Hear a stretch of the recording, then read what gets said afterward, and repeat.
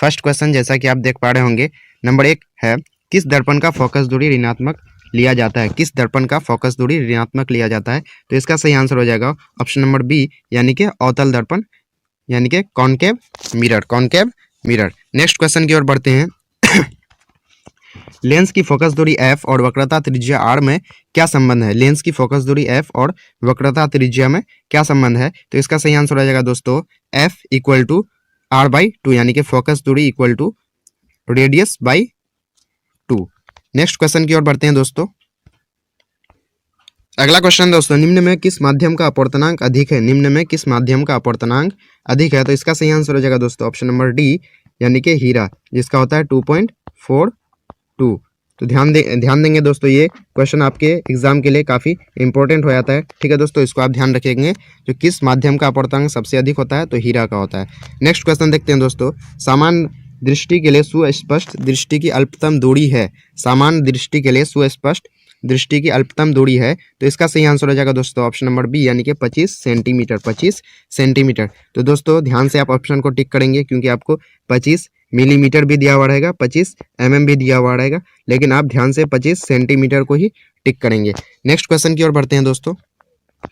अगला क्वेश्चन है दोस्तों, श्वेत प्रकाश का कौन सा रंग या वर्ण किसी प्रिज्म से गुजरने के पश्चात सबसे कम झुकता है? यानी कि श्वेत प्रकाश का कौन सा ऐसा रंग है जो जिसको प्रिज्म से गुजारने के बाद सबसे वो कम झुकता है? तो इसका सही आंसर हो जाएगा दोस्तों ऑप्शन नंबर सी, यानी कि लाल रंग।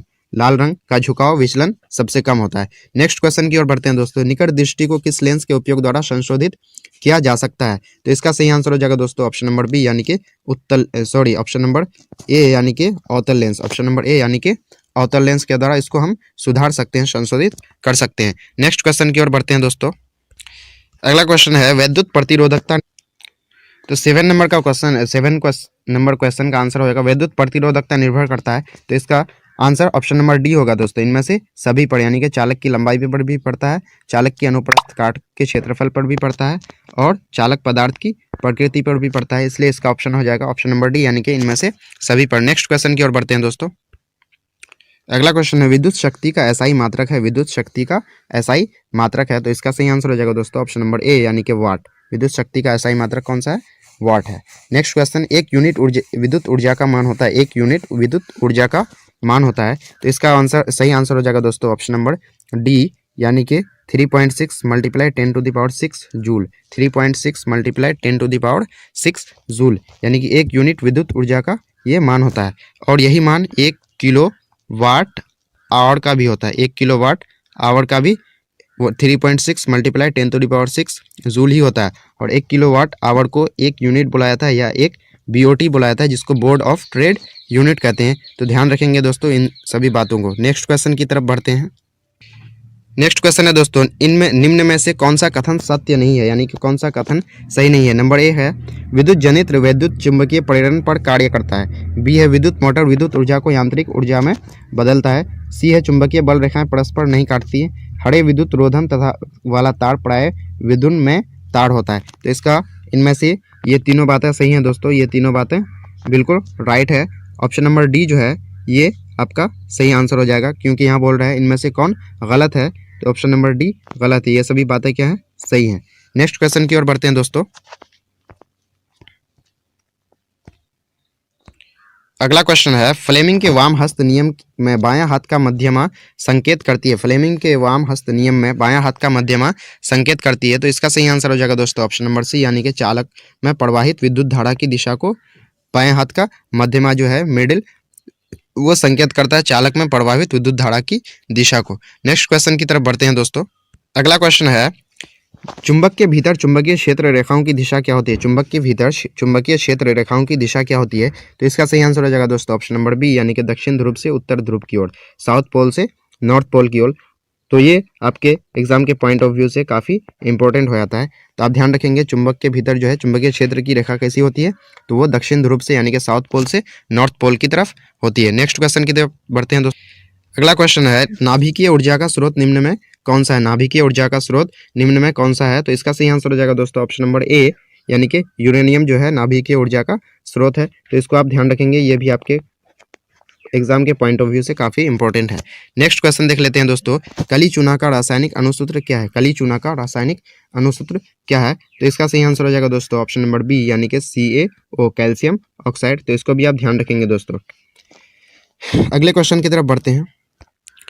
अगला क्वेश्चन दोस्तों, जल के वैद्युत अपघटन में कैथोड पर कौन सा गैस मुक्त होता है? जल के वैद्युत अपघटन में कैथोड पर कौन सा गैस मुक्त होता है? तो इसका सही आंसर हो जाएगा दोस्तों ऑप्शन नंबर बी यानी कि हाइड्रोजन। ऑप्शन नंबर बी यानी कि हाइड्रोजन। नेक्स्ट क्वेश्चन की ओर बढ़ते हैं दोस्तों, बेकिंग सोडा का रासायनिक सूत्र है। बेकिंग सोडा का रासायनिक सूत्र है, तो इसका सही आंसर हो जाएगा दोस्तों ऑप्शन नंबर ए यानी कि NaHCO3। NaHCO3। तो दोस्तों ये आपके एग्जाम के पॉइंट ऑफ व्यू से काफ़ी इंपॉर्टेंट है, तो इसको आप ध्यान रखेंगे। बेकिंग सोडा का रासायनिक सूत्र कौन सा हो जाता है? NaHCO3। यहीं पे अगर रहता वॉशिंग सोडा का तो ऑप्शन नंबर बी हो जाता है। ये किसका हो जाता है? वॉशिंग सोडा का हो जाता है दोस्तों। ठीक है दोस्तों, आगे बढ़ते हैं। नेक्स्ट क्वेश्चन है दोस्तों, कौन सा पदार्थ नीले लिटमस पत्र को लाल कर देता है? कौन सा पदार्थ नीले लिटमस पत्र को लाल कर देता है? तो इसका सही आंसर हो जाएगा दोस्तों ऑप्शन नंबर ए यानी कि अम्ल। अम्ल जो है वो नीले लिटमस पत्र को किस में चेंज कर देता है? लाल में चेंज कर देता है। ठीक है दोस्तों, अगले क्वेश्चन की ओर तरफ बढ़ते हैं। मिल्क ऑफ मैग्नीशिया का पीएच मान होता है। मिल्क ऑफ मैग्नीशिया का पीएच मान होता है, तो इसका सही आंसर हो जाएगा दोस्तों ऑप्शन नंबर डी यानी कि 10.5, 10.5। तो इसको आप ध्यान रखेंगे दोस्तों, ये आपके लिए काफ़ी इंपॉर्टेंट है। नेक्स्ट क्वेश्चन की तरफ बढ़ते हैं। निम्न में कौन सा अधातु चमकीला है? निम्न में कौन सा अधातु चमकीला है? तो इसका सही आंसर हो जाएगा दोस्तों ऑप्शन नंबर ए यानी कि आयोडीन। आयोडीन जो है एक अधातु है लेकिन ये चमकीला है, तो ये भी काफ़ी इंपॉर्टेंट हो जाता है आपके एग्जाम के पॉइंट ऑफ व्यू से। नेक्स्ट क्वेश्चन की तरफ बढ़ते हैं दोस्तों। अगला क्वेश्चन है, निम्न में कौन सा धातु अत्यधिक अभिक्रियाशील है? अत्यधिक अभिक्रियाशील कौन सा धातु है? तो इसका सही आंसर हो जाएगा दोस्तों ऑप्शन नंबर बी यानी कि सोडियम। ऑप्शन नंबर बी यानी कि सोडियम जो है अत्यधिक क्रियाशील होती है, इसलिए सोडियम को किस में डुबा कर रखा जाता है? केरोसिन में डुबा कर रखा जाता है। नेक्स्ट क्वेश्चन की ओर बढ़ते हैं दोस्तों। ऑक्सीजन परमाणु के बाह्यतम कक्षा में इलेक्ट्रॉनों की संख्या होती है। इलेक्ट्रॉनों की संख्या कितनी होती है? ऑप्शन नंबर बी यानी कि 6 होती है, यानी कि ऑप्शन 2 और 6 इसका इलेक्ट्रॉनिक विन्यास होता है, तो लास्ट कक्षा में 6 इलेक्ट्रॉन होते हैं। नेक्स्ट क्वेश्चन की तरफ बढ़ते हैं दोस्तों। अगला क्वेश्चन है दोस्तों, ब्यूटेनॉन एक कार्बनिक यौगिक है। ब्यूटेनॉन एक कार्बनिक यौगिक है जिसका प्रकार्यात्मक समूह है। जिसका प्रकार्यात्मक समूह है, तो इसका सही आंसर हो जाएगा दोस्तों ऑप्शन नंबर सी यानी कि कीटोन। क्या हो जाएगा? इसका कीटोन हो जाएगा। ब्यूटेनॉन नाम से ही पता चल रहा है, टेनोन, तो इसका कौन सा क्रियात्मक समूह हो जाएगा? कीटोन हो जाएगा। नेक्स्ट क्वेश्चन की ओर बढ़ते हैं दोस्तों। नाइट्रोजन के 2 परमाणुओं के बीच कितने आबंध बनते हैं? नाइट्रोजन के 2 परमाणुओं के बीच कितने आबंध बनते हैं? तो इसका सही आंसर हो जाएगा दोस्तों ऑप्शन नंबर सी यानी कि 3 आबंध। कितने आबंध बनते हैं? 3 आबंध बनते हैं। ठीक है दोस्तों, तो ये आपके एग्जाम के लिए काफी इंपॉर्टेंट है, तो इसको ध्यान रखेंगे। नेक्स्ट क्वेश्चन की ओर बढ़ते हैं दोस्तों। एल्किन का सामान्य सूत्र है। एल्किन का सामान्य सूत्र है, तो इसका सही आंसर हो जाएगा दोस्तों ऑप्शन नंबर बी यानी कि CnH2n। CnH2n। नेक्स्ट क्वेश्चन की ओर बढ़ते हैं दोस्तों। अगला क्वेश्चन है दोस्तों, आधुनिक आवर्त सारणी में आवर्तों की संख्या है। आधुनिक आवर्त सारणी में आवर्तों की संख्या है, तो इसका सही आंसर हो जाएगा दोस्तों ऑप्शन नंबर ए यानी कि 7। ऑप्शन नंबर ए यानी कि 7। तो ध्यान रखेंगे, आधुनिक आवर्त सारणी में आवर्तों की संख्या 7 है और वर्गों की संख्या कितनी है? 18 है। कितनी है? 18। तो ये आपके एग्जाम के लिए काफ़ी इंपॉर्टेंट है, तो इसको ध्यान रखेंगे। नेक्स्ट क्वेश्चन की ओर बढ़ते हैं दोस्तों। अगला क्वेश्चन है, समूह में ऊपर से नीचे जाने पर परमाणु आकार में क्या परिवर्तन होता है? समूह में ऊपर से नीचे की ओर जाने पर परमाणु आकार में क्या परिवर्तन होता है? तो इसका सही आंसर हो जाएगा दोस्तों ऑप्शन नंबर ए यानी कि परमाणु साइज भी क्या होता है? बढ़ता है। अगर समूह में हम क्या करेंगे? ऊपर से नीचे की ओर जाएंगे तो क्या होगा? परमाणु साइज भी बढ़ेगा। नेक्स्ट क्वेश्चन है दोस्तों, कौन सा एंजाइम इमल्सीकृत वसा का पाचन करता है? कौन सा एंजाइम इमल्सीकृत वसा का पाचन करता है? तो इसका सही आंसर हो जाएगा दोस्तों ऑप्शन नंबर सी यानी कि लाइपेज। ऑप्शन नंबर सी यानी कि लाइपेज जो है इमल्सीकृत वसा का क्या करता है? पाचन करता है। नेक्स्ट क्वेश्चन देख लेते हैं दोस्तों। सामान्य प्रकुंचन रक्तदाब होता है। सामान्य प्रकुंचन रक्तदाब होता है, तो इसका सही आंसर हो जाएगा दोस्तों ऑप्शन नंबर सी यानी कि 120 mm, 120 millimetre, 120 millimetre. Next question देख लेते हैं दोस्तों। नेक्स्ट क्वेश्चन है दोस्तों, पत्तियों में प्रकाश संश्लेषण द्वारा बना भोजन पादप के अन्य भागों में किसके द्वारा भेजा जाता है? पादप के अन्य भागों में पत्तियों के द्वारा जो प्रकाश संश्लेषण के द्वारा जो भोज पदार्थ बनता है यानी कि भोजन बनता है, वो अन्य भागों में किसके द्वारा भेजा जाता है? तो इसका सही आंसर हो जाएगा दोस्तों ऑप्शन नंबर बी यानी कि फ्लोएम के द्वारा। फ्लोएम के द्वारा यानी कि जल अंदर से लिया जाता है जाइलम के द्वारा, लेकिन भोज पदार्थ किसके द्वारा भेजा जाता है? फ्लोएम के द्वारा। ठीक है दोस्तों, तो ये सही आंसर हो जाएगा फ्लोएम के द्वारा। नेक्स्ट क्वेश्चन देख लेते हैं दोस्तों। उस पौधा का नाम बताएं जो कलम द्वारा कायिक प्रवर्धन को प्रदर्शित करता है? उस पौधा का नाम बताएं जो कलम द्वारा कायिक प्रवर्धन को प्रदर्शित करता है। तो इसका सही आंसर हो जाएगा दोस्तों ऑप्शन नंबर बी यानी कि गुलाब। ऑप्शन नंबर बी यानी कि गुलाब। तो इसको आप ध्यान रखेंगे, ये आपके लिए काफी इंपॉर्टेंट हो जाता है। नेक्स्ट क्वेश्चन की ओर बढ़ते हैं दोस्तों। अगला क्वेश्चन है, कालाजार बीमारी किस रोगजनक के कारण होता है? कालाजार बीमारी किस रोगजनक के कारण होता है? तो इसका सही आंसर हो जाएगा दोस्तों ऑप्शन नंबर बी यानी कि लेशमानिया। लेशमानिया जो है इसी के कारण कालाजार की बीमारी होती है। तो ये आपके एग्जाम के लिए काफी इंपॉर्टेंट है दोस्तों, तो इसको ध्यान रखेंगे। नेक्स्ट क्वेश्चन है दोस्तों, निम्न में कौन सा द्विलिंगी पुष्प है? निम्न में कौन सा द्विलिंगी पुष्प है? तो इसका सही आंसर हो जाएगा दोस्तों ऑप्शन नंबर ए यानी कि गुलाब पुष्प जो है वो द्विलिंगी पुष्प है। नेक्स्ट क्वेश्चन है दोस्तों, मानव में गुड़ान गुड़ाई स्थित होता है। घुड़ान गढ़ाई स्थित होता है मानव में, कहाँ पे स्थित होता है दोस्तों? तो इसका सही आंसर हो जाएगा दोस्तों ऑप्शन नंबर बी यानी कि नाकू में स्थित होता है। नाकू में क्या स्थित होता है? घुड़ान गढ़ाई स्थित होता है। नेक्स्ट क्वेश्चन की ओर बढ़ते हैं दोस्तों। अगला क्वेश्चन है दोस्तों, हमारे शरीर की सभी ऐच्छिक क्रियाएं नियंत्रित होती है। हमारी शरीर की सभी ऐच्छिक क्रियाएं नियंत्रित होती है। तो इसका सही आंसर हो जाएगा दोस्तों ऑप्शन नंबर ए यानी कि पढ़ मस्तिष्क से। पढ़ मस्तिष्क से सभी ऐच्छिक क्रियाएं क्या होती है? नियंत्रित होती है। तो ये काफी इंपॉर्टेंट है आपके एग्जाम के पॉइंट ऑफ व्यू से। नेक्स्ट क्वेश्चन देख लेते हैं दोस्तों, जंतु में वृद्धि हार्मोन स्रावित होता है।